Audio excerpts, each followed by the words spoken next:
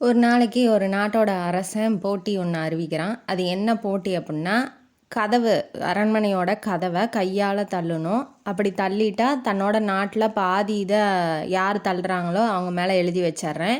அப்படி தோத்துட்டா, அந்த போட்டியில் தள்ள முடியாமல் தோத்துட்டா அவனோட கை வந்து வெட்டப்படும் அப்படின்னு சொல்லி ஒரு போட்டியை அறிவிக்கிறாப்புல. அந்த போட்டியை அறிவித்தோடனே மக்கள்லாம் என்ன பேசிக்கிறாங்கன்னா, யார் போய் கையை இழக்கிறது, தள்ள முடியலன்னா என்ன பண்ணுறது, கதவு ஸ்ட்ராங்காக இருந்தால் என்ன பண்ணுறது, எல்லாமே நெகட்டிவாக யோசிக்கிறாங்க. யாருமே பாசிட்டிவாக யோசிக்கல.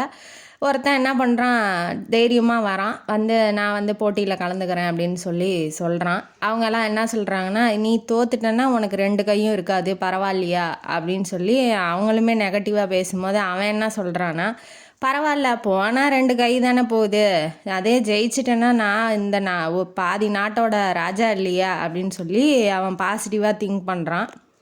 அவன் தைரியமாக கதவை திறக்க போகிறான். டாப்பாலாம் போடலை.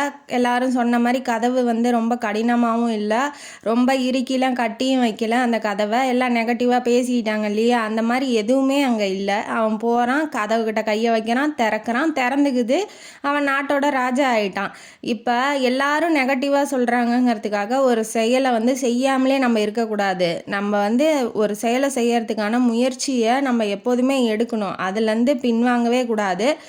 இவன் நினச்ச மாதிரி போனால் கை தானே போகுது அப்படிங்கிற மாதிரி, போனால் நம்ம முயற்சி பண்ண செயல் தானே போகுது, அடுத்தது நம்ம முயற்சி பண்ணிக்கலாம் அப்படிங்கிற ஒரு பாசிட்டிவ் எனர்ஜியோட எந்த செயல்லையும் ஈடுபடுங்க. கண்டிப்பாக உங்களுக்கு வெற்றி கிடைக்கும் அப்படிங்கிறது இந்த கதையோட கருத்து. இந்த கதையும் காணொலி உங்களுக்கு பிடிச்சிருந்தா லைக் பண்ணுங்கள், ஷேர் பண்ணுங்கள், சப்ஸ்கிரைப் பண்ணுங்கள், கமெண்ட் பாக்ஸில் கமெண்ட் பண்ணுங்கள். நன்றி மக்களே.